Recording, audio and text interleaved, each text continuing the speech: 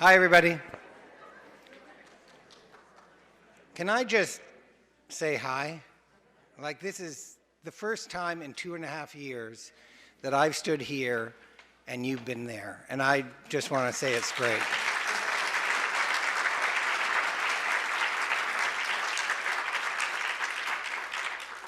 And it's particularly great for tonight to be together. So for those of you who don't know me, I'm Matthew Teitelbaum, the Anne and Graham Gunn Director.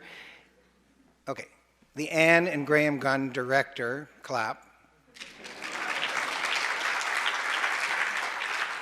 of your Museum of Fine Arts, Boston. I want to thank you so much for being here tonight for Curating Guston, a chance to hear from our curatorial team as we begin a weekend of programming.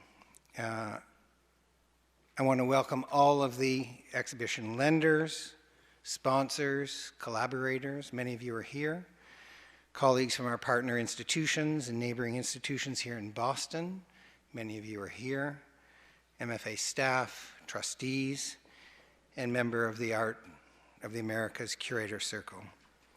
I should tell you that tonight's program is also being live streamed, and I welcome those of you viewing it from home. I welcome you truly to this event and invite you to add questions to the chat throughout the program. Again, thank you all for being here. I want to start by acknowledging our partnership with the National Gallery in Washington, the Museum of Fine Arts Houston, and Tate Modern.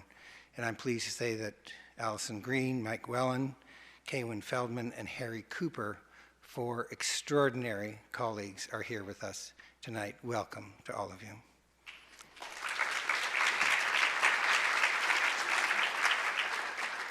I want to also acknowledge the wonderful partnership that we have enjoyed, celebrated, and built with Musa Meyer and her husband Tom. They're here today.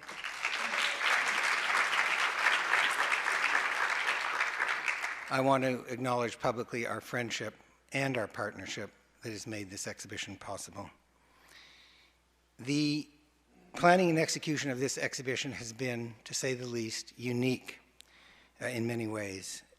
One of them is, for us, it's a project curated by 4 individuals, and tonight you'll have the opportunity to hear from each of them as they discuss their work over the last 1.5 years. Megan Bernard, the MFA's Director of Membership. Ethan Lasser, the John Morris Cabot Chair, Art of the Americas. Our guest curator, Kate Neeson. And our guest curator, Terence Washington.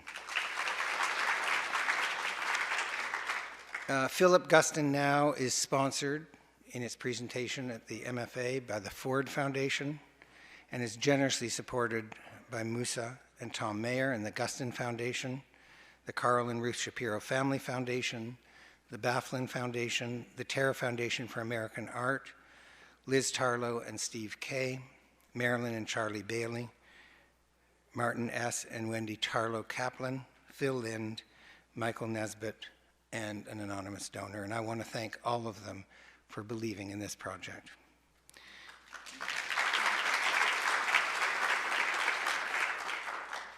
I'd also like to thank and express gratitude to the Council for Canadian-American Relations. The exhibition is supported by an indemnity from the Federal Council on the Arts and Humanities. So again, thank you, everybody, for making something special happen.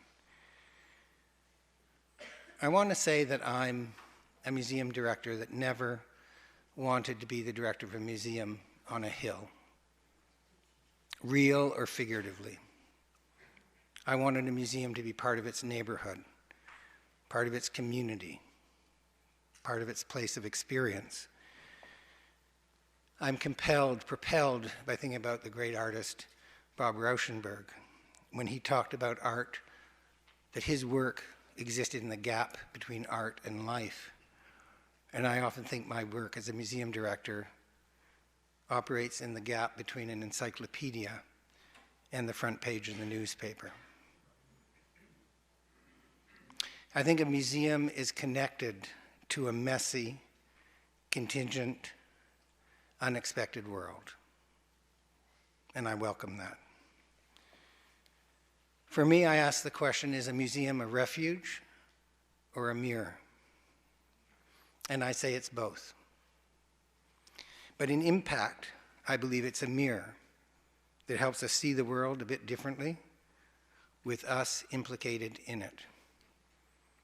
In one regard, and I think only in one regard, I share Philip Guston's quest to work in a space, his was a studio, mine is a museum, connected to the world around us, not separate from it. This comes with risk. We all recognize this. After all, we can choose the artist we wish to work with, the artist we want to commit to, but we can't choose the time in which we live. Things come at us, and things that are out there affect the way in which we commit to actions, how our actions are understood and felt.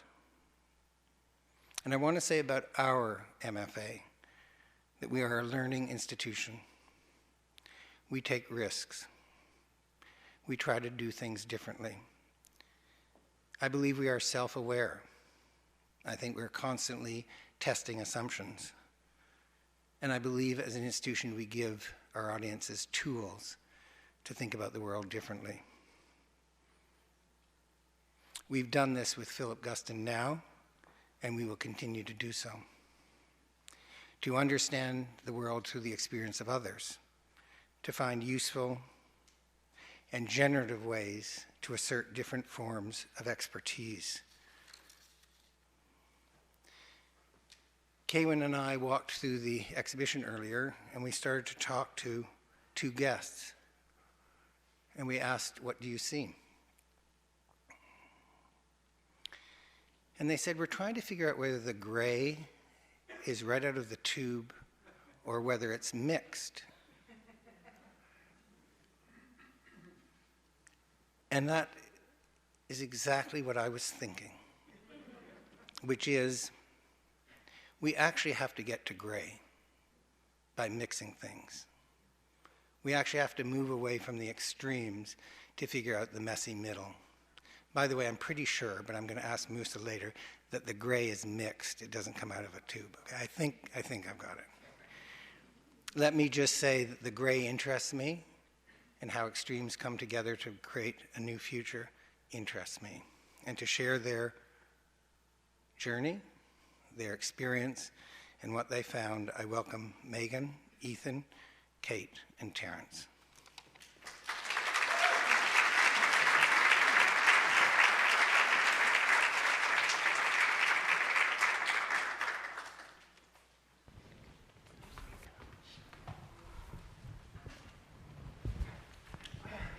Hi. Good evening. I'm on two now. We're going to start by introducing ourselves and our time, our biography in this project by way of a work by Guston. So we'll begin with Kate. Okay. Hi, good evening, everyone. I am Kate Neeson, and I am a guest curator here at the MFA. I joined this project, I joined the MFA as a guest curator specifically for this project almost 4.5 years ago. So of the four of us on stage, I have been with it the longest. I was not a Guston scholar before. I'm not sure I would claim to be one yet because the work keeps changing on me in ways that I've found so satisfying and motivating, and especially now that we have works on the walls upstairs, especially gratifying. The work that is on screen right now is upstairs, Yellow Light from 1975, and I'm not actually going to say too much about it beyond that it is, it's hard for me to pick a favorite, but I think this is my favorite painting in the show because it keeps slipping away from me. It's the painting I can't walk by without stopping to try to see it better, to try to see it more clearly. And I don't think there's a code to be cracked. I don't think there's a way to pin it down, but I love the feeling of it slipping away from me as I am straining to see it. And that was really the one thing I knew that I responded to in Guston's work before I got started on this show. I knew that I responded to the open-endedness of the paintings, and that I could commit myself to that and to learning about him and his work more deeply, and hold on to that commitment. And the three co-curators on this stage have not only helped me hold on to that commitment, but have deepened it, strengthened it. The close looking that we have done together in front of this painting has been especially sustaining over the last month of installation. So I'll leave off there for now, but I'm sure I'll have plenty more to say about my relationship to this project as we continue. Okay, and here's a favorite.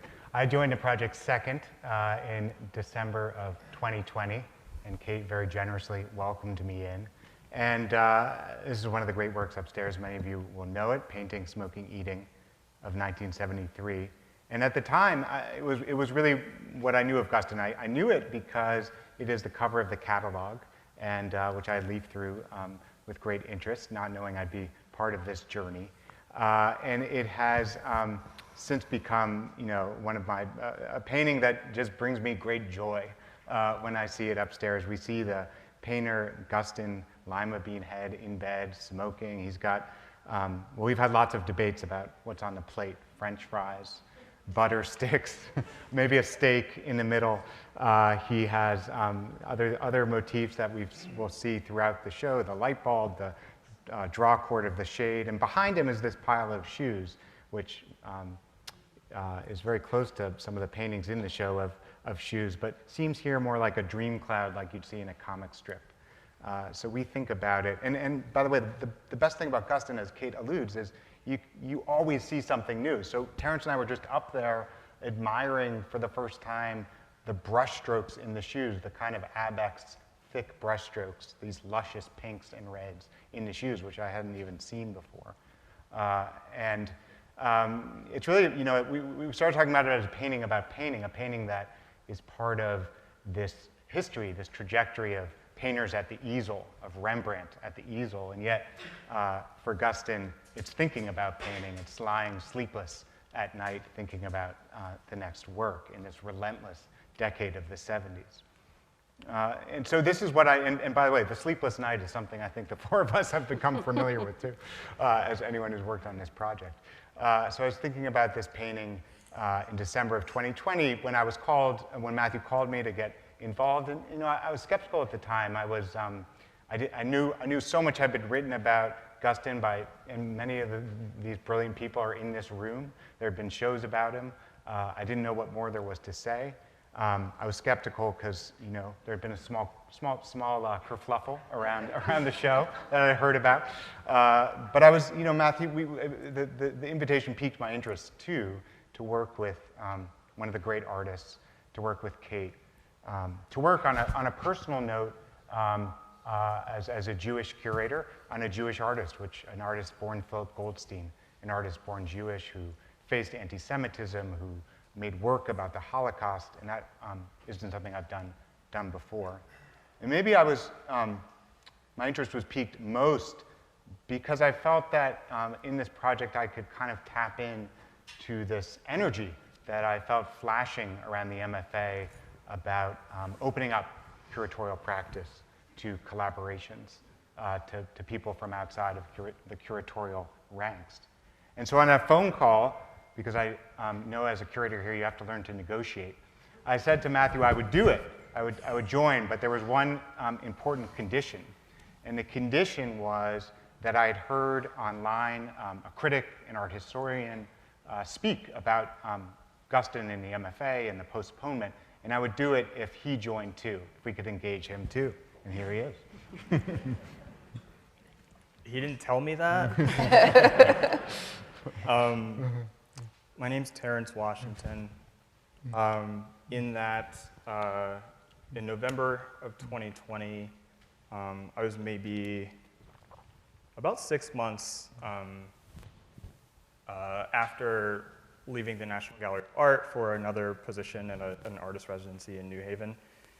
And actually, so I picked this painting, The Ladder, because it was on the wall for a while I was there. And so even through working on this show, this is still the artwork of Guston's that I've spent the most time with. But it still keeps giving. I mean, last night when Homi Bhabha and Matthew Teitelbaum were speaking, they too, but also this painting held my attention for half an hour. And I can show you in the show all these different things I saw. But yeah, what I said in November 2020 was, I pointed to very real experiences that people had had at the MFA. There was a group of teenagers who experienced racism in the galleries at the MFA, and without making any claims as to what would happen with this exhibition whenever it happened, I just thought, I feel like a lot of I just felt like it was very abstract, but there was this real thing we could hold up and think about in the context of this exhibition, but really any exhibition. Yeah, and I really wanted to understand how people here at the MFA, about how people in Boston thought about this exhibition, and so at a certain point, I was really, really excited that we got started working with Megan Bernard. So I'm the director of membership here at the museum, and part of that job is thinking about our members day in and day out. So I really was thinking about this from an audience perspective. Ethan and I had worked on a staff working group during closure when we were talking about exhibitions and what exhibitions could be evaluated and what exhibitions should we hold. And I had never met Ethan in person, and he invited me for a Zoom coffee. And we realized how aligned we were on so many different subjects and just the way we were thinking. And so I was invited to a meeting in January of 2021, and I never left. We didn't let her leave, actually. I wasn't forcing myself upon them. The work that you see up on screen is Tower from 1970. And what I love about this painting, it was the second Guston that I saw kind of really up close in person and really got to study. And I think having lived with so many of his works and kind of seeing this at the end of our process, I was taken with how much he returned to motifs that we had been talking about throughout his career. You can see that pile up there. There are legs, there's parts of easels. But I think that this painting for me also shows Guston's generosity. Every time I come to this painting, I see something new. There is a scene in the Blackwood documentary made at the end of his life where he is walking around and looking at a painting, and one of the people with him is talking about a blank space in one of the paintings, and he points at it and he says, "That's it." Mm-hmm. And when I look at the blank space in Tower, it's amazing how much he painted on this canvas, how many different motifs he put in, and he still left a bare space in that canvas. He had to have been thinking about that. I also think that in the way that he has partially covered, but scraped away what can now be recognized as a hooded figure, has been emblematic of a lot of the erasure that we've been talking about. But I also think, again, he's returning to motifs. And Kate pointed out to me the other night, the way that he has covered up the hood is in a form of a head with shoulders. He's constantly giving us something to look at and marvel at, and I really find that this process has allowed me to do a lot of close looking with Guston, and as my colleagues here have said, you always see something new. So when this exhibition closes and makes its run through the other organizations, I can't wait to see where else it goes, because I know I'm going to continue to see something different. Thanks. So you can feel the intellect in this, the chemistry in this group. And what we thought we would do is spend the next 30 minutes or so, starting where we started with the blank floor plan, but taking you through some of our approach, and doing so by thinking about some of the big questions that we had to ask. And the first question, of course, was how to present the work and how to think about chronology. So Kate's going to take us through that. I started out by saying that I wasn't a Guston scholar or Guston expert before this project, and the way I got to know his work was very much chronologically. I was working with our partner museums on developing the checklist, and I was personally thinking about that checklist very chronologically, trying to make sure that it was representing each of Guston's phases in a balanced way, and again, learning about those phases through a kind of forward march. When we started together, part of what I was trying to do was make clear where I was and where the show was. I just got much louder, which meant looking at the checklist together, and we didn't want to do that chronologically.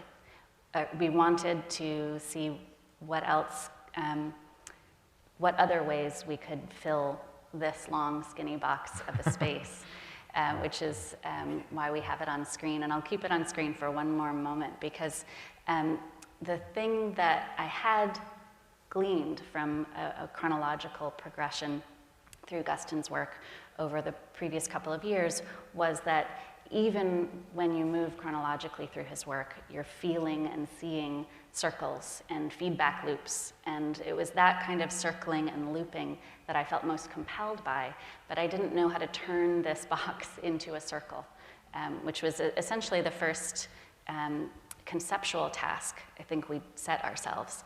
And we did that by trying to think thematically, but also about really specific pairings, juxtapositions, visual relationships between works that cut across chronology. So I think we can click ahead to the next slide for my favorite of the pairings that we arrived at really early in what was an exercise. It was maybe even an academic exercise to start with. I don't think we knew where it was taking us. But we held on to this one, or I held on to this one. I would love to hear why each of you did as well. Because what we're looking at here is Dial on the left, which is from the mid-1950s, and Tower, the painting Megan was just showing us, from 1970. So painting separated by a decade and a half, almost identical in size, almost identical in palette, which is much clearer in person than it even was in slide comparison. And for me, this helped us pull away from what felt like kind of motif tracking. It had felt easy to hold early and later works together according to the same imagistic motif, exciting in other ways, but this was a way to start thinking beyond the motif and about how Guston was laying paint onto the canvas and how he was massing and piling compositionally as a device, a formal device, as early as the 1950s. So it was actually a way out of this more kind of motif-driven crisscrossing of the chronology. So this really opened up, for me, our thinking about how to hold on to the circling and the looping, but also find ways to push forward with a narrative that felt different. I mean, I feel like in this pair, I holding these together helped me see how techniques that he had developed leading into the 50s, the height of his abstraction, I suppose, were still used to great effect in the later, more figurative, but still allegorical works.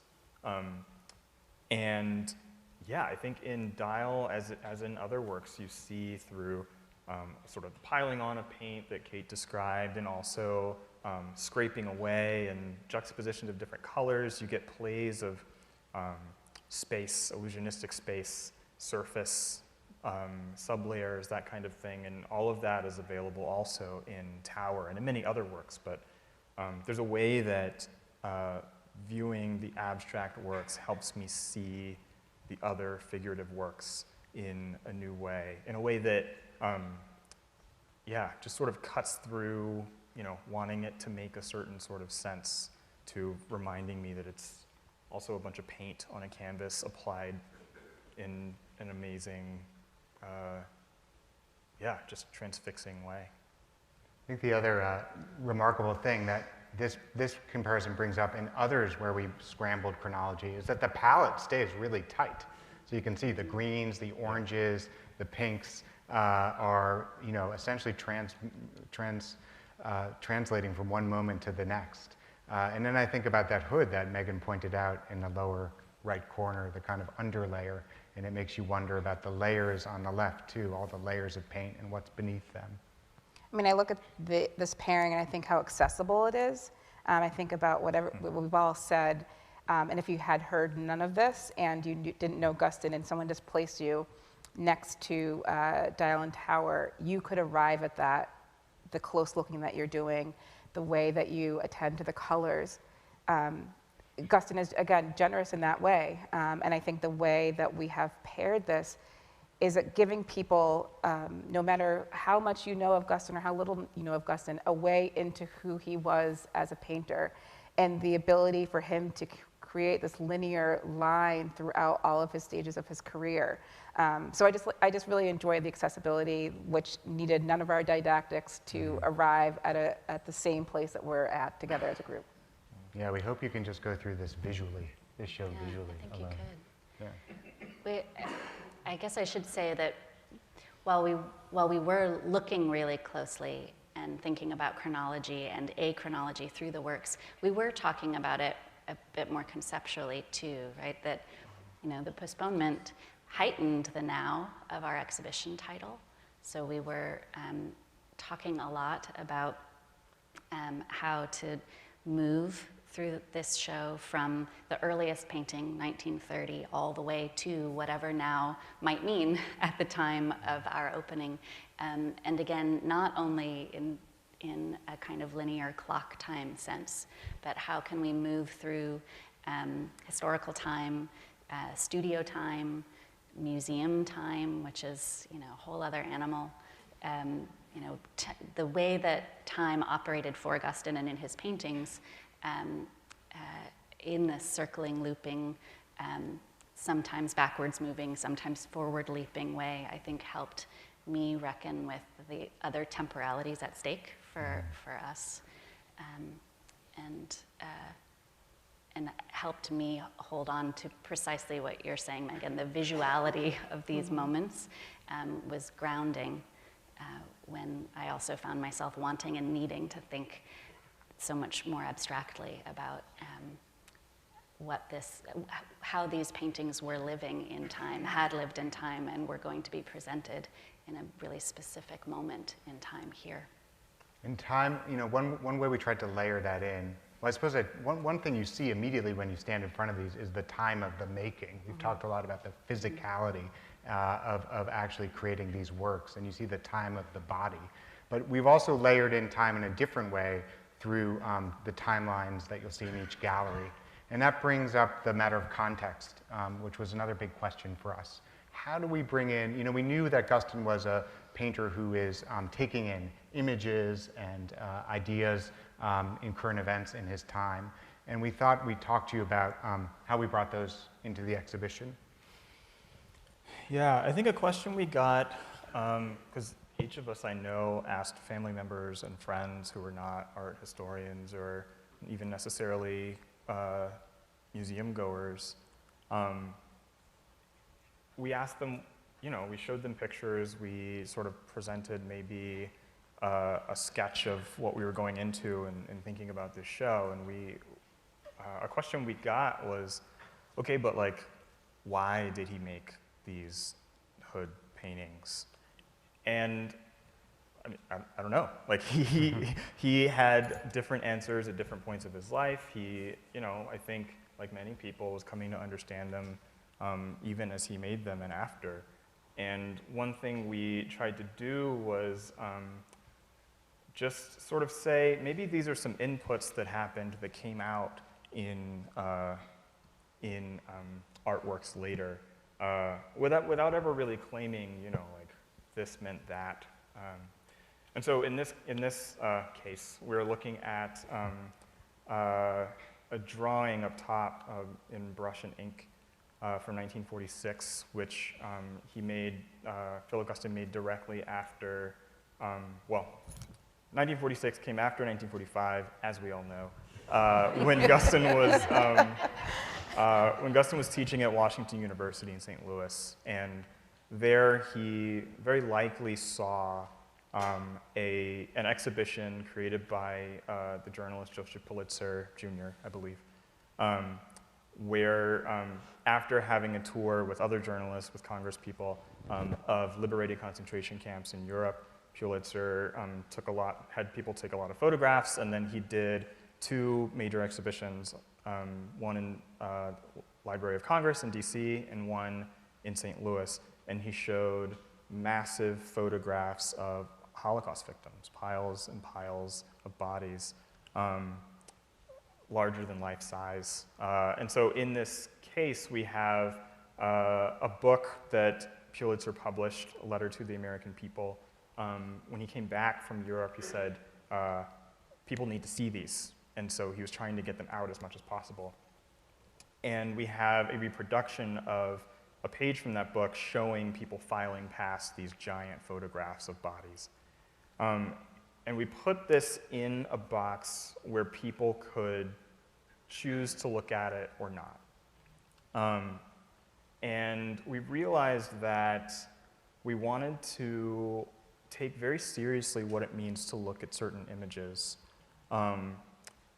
And on the one hand, giving people some agency and choosing to look at this can be a protective thing. Somebody can say, I don't want to see this. We have a description on the outside. And at the same time, if somebody who wants to see them, if there's somebody who wants to see them, they have to open it. At that moment, you have to make the choice whether you want to see it or not. And I hope that by giving people that agency, we've perhaps focused the attention for those who do want to look at the images. It is possible to see things so many times that you don't see them anymore. And so in this and other examples, we want to think about that. And we also have this timeline. Well, actually here we have, it's funny because there are images where we put them in a box, and there are others where, like Guston talked about, sitting in front of the television, looking at, thinking about Vietnam, the Vietnam War, thinking about the violence at the '68 Democratic National Convention in Chicago, and other things. And we thought, how do we get people into that state of mind? How do we get people into a situation where they are sort of surrounded, flooded with images? And so one solution we came up with was we have these images. It's a short loop of video and photographs from around 1968, which is when Philip Guston started making these small panels and just attending to things really close at hand, a mug, a chair, that kind of thing. And in this gallery, we have these videos, and you can see them from the gallery before it with 1950s abstractions, because we're trying to think about what happens to your attention when you have to sort of hold one thing and another, as we believe Guston and many artists do. And actually in this space, what I think is important, and actually we heard from Jahari, who is a former teen intern here at the MFA, she said she found it meaningful that to look at the panels that Guston put out between 68 and 72, or created between 68 and 72, you have to turn your back on this. And going back and forth between the images he was creating and the images that were on television, I think sort of helps people embody that double-mindedness. we talked so much about this oscillation between inside and outside for Guston, what was happening inside the studio, and a lot happened inside the studio, and what was happening outside the studio, and when and how, and in what ways sometimes those studio walls were more porous for him than at other times. Sometimes the studio was much more of a bunker and a sort of retreat from the outside.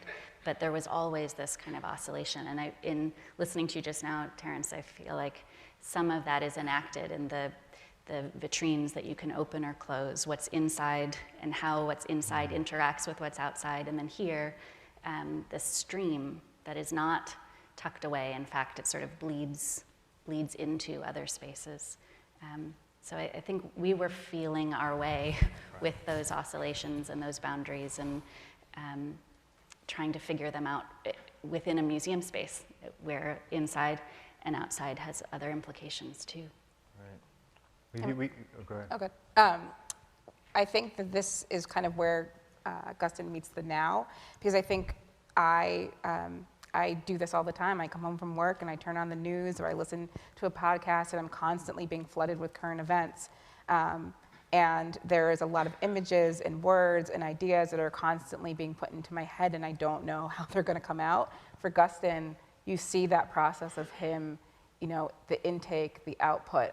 And so I look at the images that we have going through this newsreel, and it's eerily similar to the things that we see today. And so you can imagine what it takes for somebody to dive deep into themselves and let that part of them come out. I feel like, though, it's very personal. And so, think about how we all consume, and what do we do with what we consume. And for Guston, fortunately, he let us see that process. We wanted that bit to feel like doom scrolling, not to draw a complete, one-to-one comparison between the way 1968 felt and the way 2022 feels. But I remember, the other day, Musa said Philip Guston actually kept the television nearer to the studio and not in the house. And I thought, oh, well, I understand that completely. I plug my phone in downstairs so that I don't pick it up as soon as I wake up. And, it's hard to let go. But yeah, like Megan was saying, I think that hopefully here we're showing people what was coming in, and then revealing the paintings as being one aspect of processing what happened in the world. This question of the now was also a central one for us, and the title of the show, Philip Guston Now, we thought a lot about what that meant and what it meant to do this show here in Boston now versus when it had been done in the early 2000s.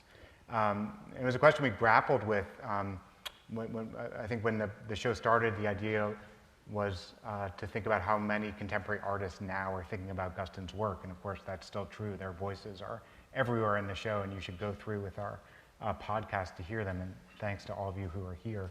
But the now came out in other ways too, and we wanted to tell you the story of this painting, The Deluge, at the MFA's painting, which is here at the end of one of our grander sight lines. Here it is up close. And it was one of the Marlborough works from 1969. It's a huge painting. And it's a good story because it wasn't on the checklist originally. Mm-hmm. It was, I don't know, too big? It is the largest work in the show. Yeah. It just didn't seem to fit, and I didn't know what to do with it. Oh. And it wasn't until we decided to look at it together, because we wanted to look at any Guston together, right, as early in our process as possible, that we realized it does in fact fit. Yeah, it like every Guston is, it's a bit hard to pin down exactly what we're seeing here. The title implies a kind of flood, as if the black paint is water over which these objects float, and there's this kind of black, we don't know, sun spider in the upper right corner. Lots of debate about that here. And all these, the pink sky. And that reading was bolstered by Guston himself, who talked about this painting as a sinking of the whole world, a flooding out. And we understood that in terms of a series of watery images and the fluidity of paint. But then we're together, the first time the four of us has actually met together, looking at this painting in storage. And Rona, one of the conservators, she might be here too, was there. And we were looking at it in raking light. And we quickly noticed, who wants to do the reveal here? Rona noticed 3 triangles. And you can just see her focusing on a line there under this flood, under this layer of paint. And what we ultimately found was the trace of this of 3 hoods that Guston had flooded out, had painted over. I mean, I think for us as a group, looking at this together and having this amazing discovery, the nowness came out, that this has been in our collection for so long, it has been on view, that this had never been discovered, and perhaps that we weren't in a time before where we would be able to see something of this nature. But I think it also was kind of a bonding experience between the 4 of us to have this great discovery all at once, the same discovery. We were also fortunate to be joined by our staff group. And just to have all of these people in a room marveling at the same thing and being at the same level of discovery, and talking and riffing off of each other and just having this really lively discussion really solidified, I think, the reason why it is so important that the 4 of us were here and not just one. There were so many voices in that room that just continued the conversation. We were in there for a real long time. And you know, I have so many like candid photos like this one where it's just Kate pointing, Ethan pointing, you know, the staff group pointing. We're all continuously just ingesting what to me seemed so amazing, that you can actually see kind of the raised lines of the paint coming through the surface. I just so enjoyed having that moment together. I think that was really emblematic of our process. Yeah, I think it was the moment we realized like how much more there is to see. And it was a moment when we started looking at Guston's process of erasure throughout his work. It's when we started talking about Tower and the hood that he had wiped away. And we want to acknowledge that other folks who are in the room with us, some of whom you can see in this photo, and I think some of them are here, who we had just kind of invited in. Ron Carroll, the head of our teen programs, Monica Garcia in our learning department, Olga Kovan, who's a PR in our PR department, and not pictured is Tim Garvey, who's in protective services. And at that moment, you know, they were so, I think, engaged in this conversation too, that we began meeting informally at first, then more formally monthly with them to look at paintings together. So here are these 4 colleagues from outside of curatorial helping us understand the significance of Guston's painting and of seeing things like this. And that led to a ballooning of collaborations, which we thought we'd represent for you. So we've been talking about these circles, and I think this Venn diagram is a really good example of how those circles operated. We are not just a team of 4. There are so many people in this building and outside this building who we listen to. I think it's really important to listen, and we were so fortunate to have so many people represented here who we were able to ask questions of, to get their thoughts, their opinions. And what I think about the curatorial process is what you see upstairs is not just our voice. It's not just us telling you what to think. It is so many different voices lending you, aiding you through Guston's career, and him as an amazing person who was so multifaceted and multi-layered, just like his paintings. So I love this slide because it really shows that this was a group effort. This is more than just the 4 of us. It's more than just this institution. It's really important to bring in other voices who can kind of shift your mind in ways that you might not have access before. And so I'm grateful that we were able to not only engage with the people that you see on here, but to really listen, to talk. It wasn't just a one-time shot. We didn't just want to hear from you once and then, you know, that was it. I think, you know, there's multiple conversations with all of the people you see represented here. Does anyone want to share a memorable? I mean, I have so many memories of these conversations and what they opened up. One that comes to mind, and maybe we could all share a moment like that, is when the artist Bob Freeman, who I saw tonight, who was one of Guston's students at BU, said to me that the late work is really about getting old. And I think you said you didn't understand that until you were in your 60s or 70s. As a young man, you couldn't appreciate it. And it just transformed my sense of what those paintings might mean, and also of the physicality of them, of how big they are, and of how quickly he was working. I'm sure you guys have moments like Bob, this. I told you we were going to talk about that. I mean, can I give two? One is a fun one. Grant Drumheller, another alum of BU, former student of Guston, told a story that didn't make the video upstairs. So, behind the scenes, he told a story about, really how Guston was obsessed with this brisket sandwich. Would not stop talking about the brisket sandwich. And I was like, he is like me, which is, but then also I think that a lot of conversation has been out there about the exhibition, and what has been most exciting to me about this entire process is opening the exhibition to people who maybe had never heard of Philip Guston before. It doesn't, it's not necessarily the fact that they haven't heard about Guston before that makes them important. It's that the museums are open for many more people than we'll ever know. And so in this exhibition, we were able to have a section where where visitors are leaving their impressions. We've gotten a ton of cards, and it's been open 3-4 days maybe. And our plan is to go and look at these and categorize them and see what we can learn about how what we've done has come across. And we're open to learning new things. We're open to being wrong. And I'm really excited to learn what people think.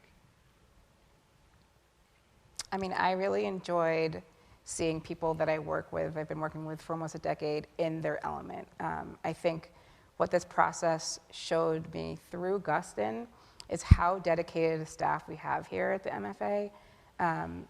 From conservators to art handlers to registrars, so many people have a hand in this exhibition. And through Guston, we were able to come together on a project which just showed me, the dedication that they have to the art, to protecting it, to hanging. I am amazed how these were hung. The attention that is brought and the care that is brought to these paintings and these works, it's truly amazing, because I think when you're not in a curatorial process, I sit on the other side of the administrative house, and I don't get to see how these different staff members all come together for a common goal.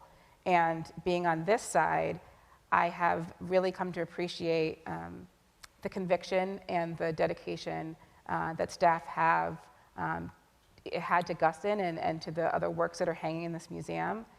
And I love that through Guston, this is how I learned. I love through Guston how all of us came together in different ways. And so when I look at all these circles, I really start to appreciate the larger machine that I'm a part of. And then when you kind of extrapolate it out into the museum industry, there's so many people in so many different facets that, looking at this exhibition, looking at these paintings, I'm glad to see, Guston at the nucleus, because he, is enabling a lot of people to excel and to continue to be the amazing partners that they are. It's hard to follow that. Thank you, Megan. I'm sitting here thinking really wistfully, not about a favorite moment. There are so many of those, but the four of us met in person as often as we could, but Terence and I don't live in Massachusetts, and Zoom enabled a lot of our meetings. And we were, within a few weeks, we had Tuesday and Thursday mornings blocked off to be on Zoom together. And the feeling of, 11 o'clock or so when we would end our meeting on those 2 mornings of, this buzzing brain, how do I turn this off so that I can actually think about other things today? Will I be able to turn this off? It was this other state that I was able to enter in dialogue with the three of you. I'm not ready to not have that feeling. So in terms of, carrying forward, I would like to take the three of you with me to any future projects. But I think that part of that kind of buzzing, the sort of sometimes brain breaking feeling, but also absolutely kind of brain expanding feeling, was that we asked each other to let this be messy from the very start. That was actually something, Megan, that I took from our first meeting with you that opened up so much of this, that this wasn't about solving or resolving something. It was about, because the paintings themselves are so crucially unresolved, so crucially open-ended, not to be really meta about it, but that we too could be that, needed to be that. So I guess what I'm saying is that my favorite moment is what, for me, is a feeling around the work that we've gotten to do together. And I want to carry that feeling forward. Here, here. We have a few more things we want to talk about, and then we want to open it to your questions. But one of the things that we were pushed on by different people in this circle, and we were pushed, it wasn't all, some of the buzzing was like, oh my God, how are we going to deal with that issue, was the question of what you need to know going into the show. And you want to talk about this through this painting? Yeah. So this painting, Rug from 1976, I think, as Terence was talking about the Joseph Pulitzer show, I see a lot of the influence of those images, and I think it's also tough to look at. I think about Guston's brother Nat, who tragically died after an accident which mangled his legs, and I think that has a play in this kind of pile up of legs as well. And I think what we wanted to make sure of is I don't know who's coming through our doors and who's coming into the exhibition, but just as I am affected in different ways of different paintings, so will other people. And I don't know what the level of that is. A story I love to tell is Murray White from the Boston Globe came in, and he spent a lot of time here. And he had a photographer who came in, and he was, very perfunctory, doing his job, taking pictures of the galleries. And we weren't there, but our PR colleague Lisa told us that there was a point of him taking pictures where he just broke down. This man was reduced to tears in a way that was very unexpected for him, and in a way that I think that surprised him. And I think that there's a reaction that you yourself don't even know you're going to have. And I'm thankful that Murray captured that in his article, because I think it tells the story of how images can be powerful in different ways. They were powerful for Guston in many different ways. They were very personal. But I think he also is generous again in that way, that he is allowing you to come along in this journey with him, but for your own reasons. So I think it's not just, I like to say, you can't come to Guston at the hooded images, you will miss the whole point. There's a lot of things that he wrestled with and he played with on canvas so that we could see it. And do we have one of those?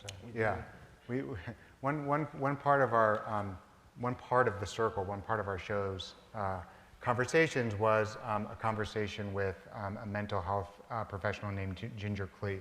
And Ginger, who I think is also here, ended up writing a statement for us that we offer to people. You don't have to take it, but you can take it at 2 points in the show. We thought we'd say a word about our intentions here and what this does. Yeah, it might have been Steve Locke, the artist, when we spoke to him, who mentioned when you go to a football game, you know what you're supposed to do. You grab your jersey, you get cash, and you get your tickets, you get your seat. You know what you're supposed to do when you go, There are rituals of preparedness, and museums don't really have that. I mean, I've spoken to a lot of visitors, and one of the main questions is, where's the bathroom? Where can I get food? Where can I change my kid's diaper, right? there are lots of things going on in a museum that take care of those lower level Maslow's hierarchy of needs things, but also there are other things going on, right? So how do you prepare to be challenged? What is the nature of the challenge that we're putting to people with artworks? And so what we wanted to do was give people maybe a little guidance and just saying, like, there are some things that you are going to see. You may have some feelings. It's okay to acknowledge those and to think about them. And in the exhibition, so when you go, it's this size. It's pretty small, and it is next to our names under our curatorial statement at the entrance, and there's one next to the text for the Marlborough works. But we wanted to make sure that we put it in multiple places, and especially outside, because there are plenty of things that might be challenging to someone. We didn't want to overload those Marlborough works because, of course, we have contextual imagery, there are other paintings that deal with challenging themes, and so we didn't want to privilege any particular experience over another if we could help it. And so we have these available. You can take them if you want to or not. But I think until we know more about how people are coming to artworks in general, but especially these, I'd like to help people prepare themselves. Yeah, in some ways, the pendant to this is our response room, which I think Terence alluded to already. We've been astonished by the thoughtfulness of people's responses to the show. We selected a few for you to see, where people, we asked them to share their thoughts, we asked them some more targeted questions. Here's an index of the kind of response. We like the one on the left that says, "God bless the curators." Needed that one, yeah. Yeah. We're gonna put that on our hats. But you can see in the middle, a young Magnolia who's 8 years old, came in and learned about the Ku Klux Klan. You can see someone on the right who's really grappling with Guston's observation of institutional racism and his awareness of his contribution to it, and his search for himself when younger, and then how he stopped trying so hard later on. So people are interpreting the work here, and we hope to learn a lot from it and to catalog and archive these responses. I mean, I think this is where the four of us as curators are continuously giving agency to our visitors in a way that may not have been done in this way before. This is definitely an evolution of comment cards that have been available in other exhibitions. But what we are doing here are, in the Venn diagram, we saw visitors as one of the influences in this process, and that's because that is ongoing. We don't know kind of how their interpretations and their input will have affected this exhibition, but I think it's really important that we allow them to have a voice, allow them to be a part of this process. We do this all for our visitors. We don't do this just for ourselves. So I think it's important that we include their voice, and we don't just do this in the gallery, we also do this online as well. People can submit comments. A nuance of those comments online is that you can indicate whether you've been to the exhibition or not, and I think that's important because coming to this exhibition is a privilege within itself. Coming to the museum is a privilege within itself. And we didn't want to say that if you can't come here physically, that you are not part of a conversation. This conversation is larger than this institution. And so I think when we open that up, people, we hope, will kind of have that conversation online in the galleries. I saw one card where someone made a statement and someone else signed it with their name and just wrote yes and the date.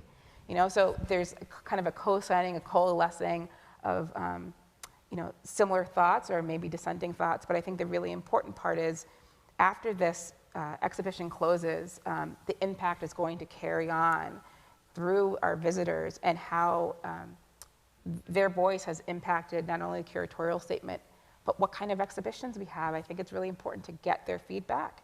But I don't know how we're going to yet use that, and I think that's the now. The now is going to continue. It's going to reverberate, and I think again, like it's through Guston. He's the the fulcrum of how we're going to be looking at a lot of the processes that not only affect the MFA, but a lot of other museums in our industry. So I'm excited to see what we don't know yet. And I think, like Terence said, good, bad, or indifferent, we're here to hear it. And if we've gotten it wrong or we've missed the mark, I'm happy to hear that so that we don't miss the mark again and so that we can continue to improve. But this work is ongoing and it's never ending. And we keep iterating, we keep doing better. And as time marches on and things change in our world, I think it's a gift for us to be able to move with it. I think we'll end here with a wonderful picture of Guston at Boston University, here in Boston teaching. And just to say what an honor and a privilege it's been to work with this team and to work and try and do our best to tell the stories of this great artist. And we look forward to the way the show is going to evolve, the responses it will generate, and to you all seeing it tonight. So let's end there and we'll take any questions for the next few minutes. Thank you.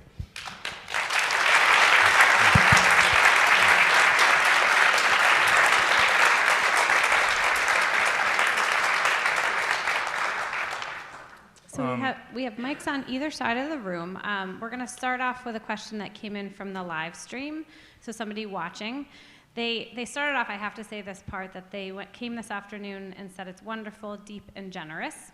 They ask, in light of the reinvigorated community-focused engagement of the MFA, what does a wildly successful results of this exhibition look like?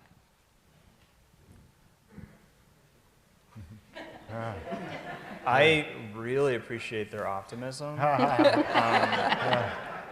So glad my mom sent in a question.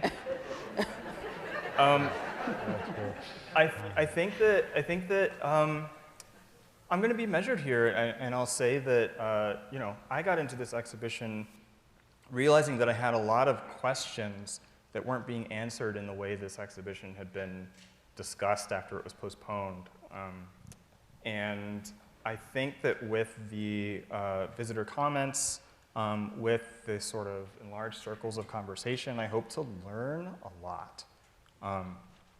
And I think we can do that. I mean, I think by speaking about this, you've seen these visitor cards before. You've seen them. They were in Women Take the Floor, right? Like, we've seen them, but I hope that by speaking about them this way, we're inviting people to ask us follow-up questions a year from now, 2 years from now.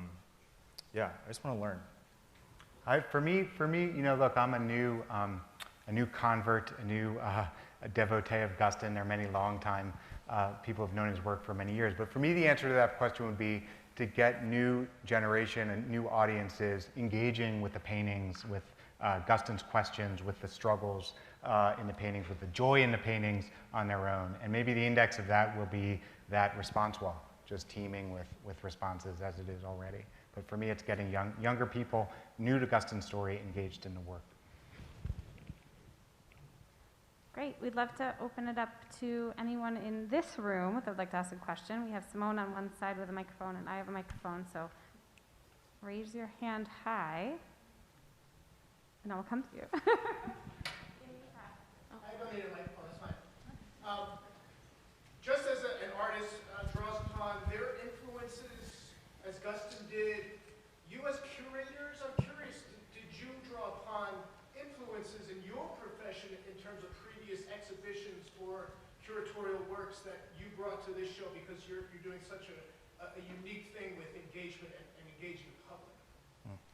Well, I'm going to start off by saying no, because I've never curated an exhibition before. But as I said earlier, I think about engagement day in, day out, and how different audiences are being spoken to and being invited to this institution. And so I think thinking about that and hearing from members and speaking with them, I really wanted to make sure that this exhibition was one that they, on their many different backgrounds, felt invited to and felt welcome to.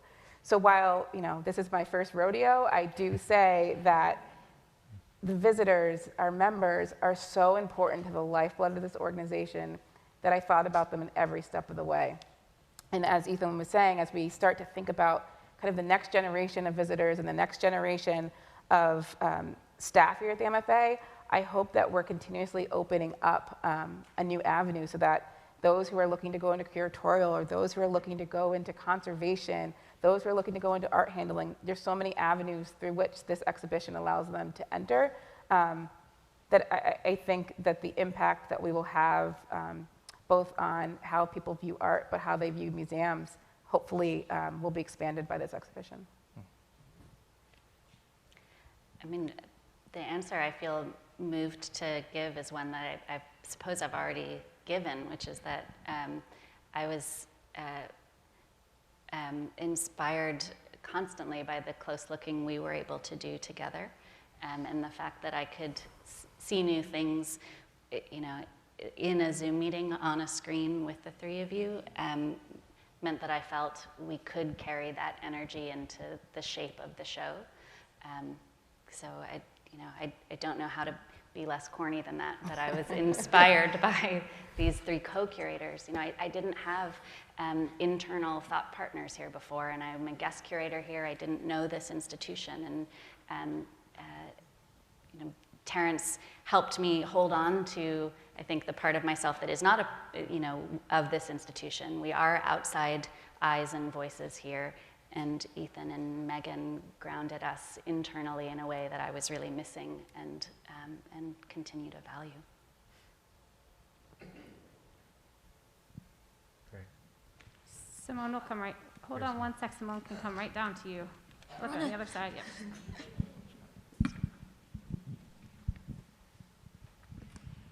Were you prepared for and were you surprised by the fabulous reviews this exhibit's gotten?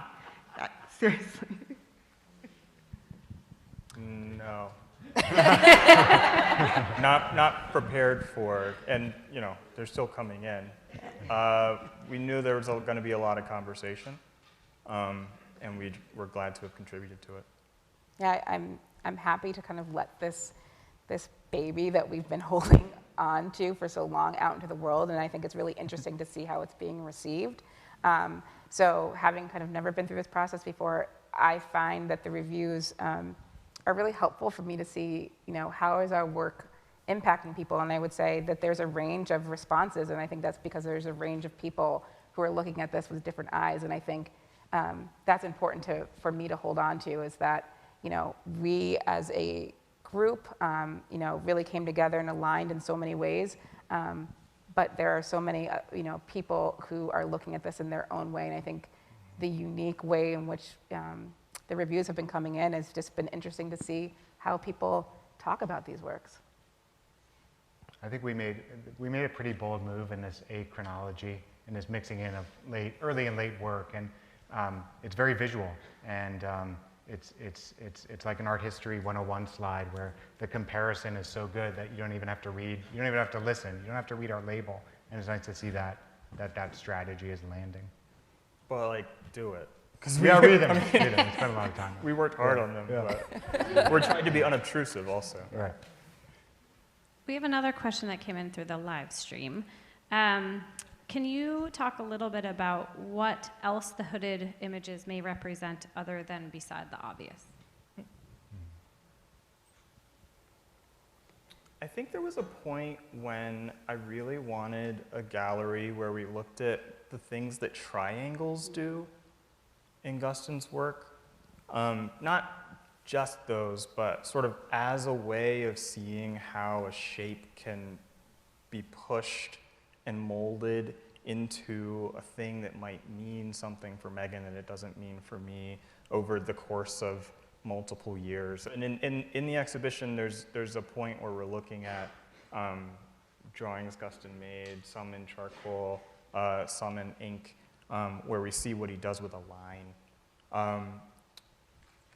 I don't know, I mean, you know, there are ghosts. I think one thing that's important, I don't have a lot of answers for this, but one thing that I didn't really, it took me until install to notice is that a lot of the hoods are not white.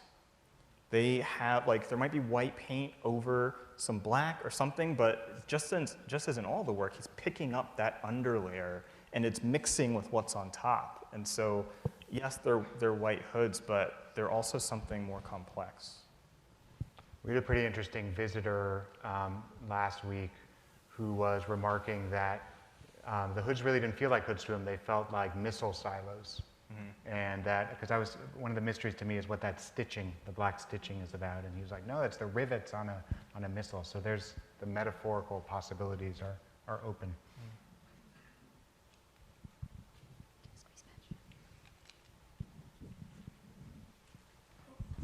Thank you. I think that I've just been thinking that one of the most frequent or natural or human responses to things that are horrific and terrifying is to laugh at them or to ridicule them.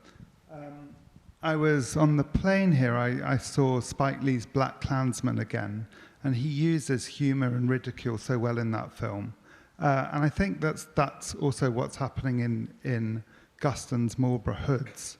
And I was just wondering whether the emphasis placed on discomfort and challenging content in the emotional preparedness for Philip Guston Now that people get or can choose to get when they go into that room might close out the possibility that one reaction to those paintings is to share this sense of ridicule.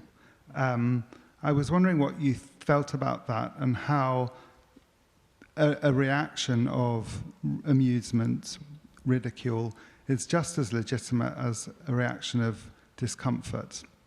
I was very pleased when I looked at the visitor responses to see several which weren't text-based but which were cartoon-based. One of which, and I wish I could show you the image, was a hood saying, "I think I need some weed, bro." I think I need some weed, bro. No, I love the drawings. There have been a couple that have combined the triangular hood form in different ways with the Star of David, I think getting at Guston's Jewish heritage. I mean, I think that there are many different possible reactions. I don't really feel like I have the power to impact what people feel by giving them some possibilities. I'm not sure. I'm open to it. I've laughed at them myself. I hope people continue to. I feel like that is certainly a thread for us. I don't know, I don't separate them, I guess, as binary as the question suggests. I think the part of the rub of them is that, yeah, they're laughable on the one hand and deeply uncomfortable. They're sensuously painted on the one hand and deeply uncomfortable, and this symbol, hard symbol, challenging symbol on the other. And that kind of dark laughter, crying, laughing is like one of the most essential Jewish qualities to me. That's part of Jewish heritage and humor, to have something uncomfortable and make it comic. I mean, you've talked about that. So I'm sure you know what I mean. That is a, so for me, it's not, it's part, the humor is all part of it. It's not a separate dimension. Yeah. Terence revealed that in an early sort of fantasy version of the show, we wanted a gallery about the triangle form and all of the different ways it operates for Guston. And for a long time, we talked about this phrase, nervous laughter, because we did feel that the separate from the hood forms that reemerged in the late 60s for Guston, the comic quality of the line was something that we needed to address just tonally. You know, how do we help people approach this kind of confounding tonal shift, or for some confounding tonal shift, and what can seem like a contrast between the tone of the drawing and the content of the imagery. We started to think about the color pink that way too, as a way that Guston is pointing to what is confounding and what, again, what you can't pin down. It's raw, it's tender, it's a sunset, it's gore. So we thought a lot about humor and laughter and just sheer strangeness in the work. So we certainly don't want to foreclose any of those possible responses. And I guess beyond that, I can only say that's a really good question. And if we have foreclosed other possible responses for any visitors, that isn't what we wanted to do, and we hope we learn about that, because that's a way to evaluate some of the risks that we have taken, some of the new things we have tried. So thank you for the question. And I think about when we visited Guston's home, and Musa was very generous in letting us kind of walk around his space. And I was looking at a bookcase, and there was the Crazy Cat book, the George Harrison comics. And we have this case in our second gallery where you can see kind of the interplay between the two characters, and they're throwing bricks at each other, and there's some violence there, but it's also a comic. And I think about, kind of putting myself in Guston's shoes, where, this influence on him early in his life was dealing with that humor, that dark humor.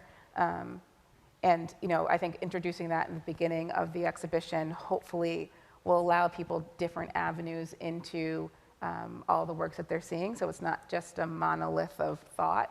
It is, again, giving our visitors choices. And by giving them different inputs that Guston had, both, hard to see and joyful. And, when you think about comics, you're not kind of in a bad mood when you read them. So I think the idea that George Harriman was putting kind of like this violence in a playful manner, maybe spoke to Guston or influenced him. So I hope that we have invited visitors to look at kind of both sides of the coin here.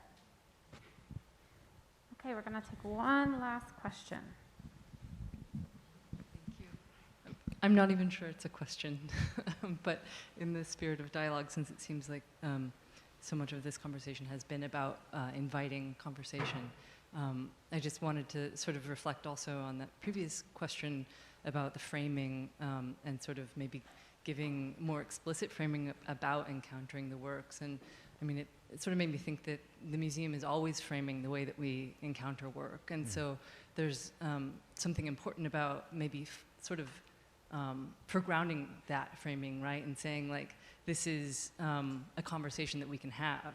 And it sort of makes me think about like, there's something Guston said about the figurative paintings he began to do in the late period, and I think this is in a lecture or a talk that he gave.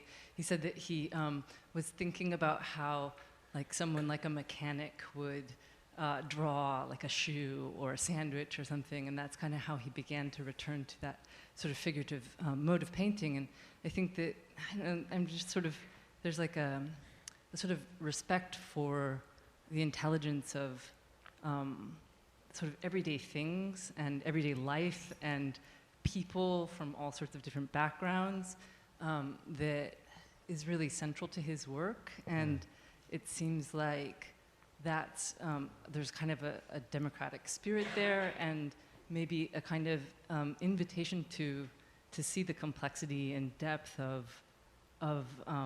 everything that we encounter, right? And that there is a kind of endlessness to what we can learn from it, and how much we can listen to something or to someone, right?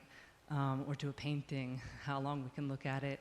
And that feels to me like just something I was picking up on in this conversation. It felt like the now was almost like kind of a different, like an epistemology, like a sort of a way of approaching the work of curation, the work of looking at art, and sort of attending to this sort of inherent intelligence of the everyday, right, and of things, and of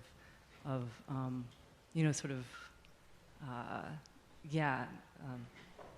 I don't know where I'm going with that, but no question at all. That was it. No, thank you. Thank you.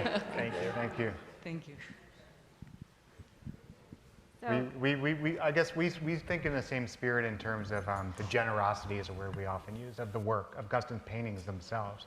The generosity in that they're so open to interpretation, the generosity in the issues they deal with, and maybe you're saying like, I think we hope we've brought some of that same spirit to the interpretation as well. Okay, thank you.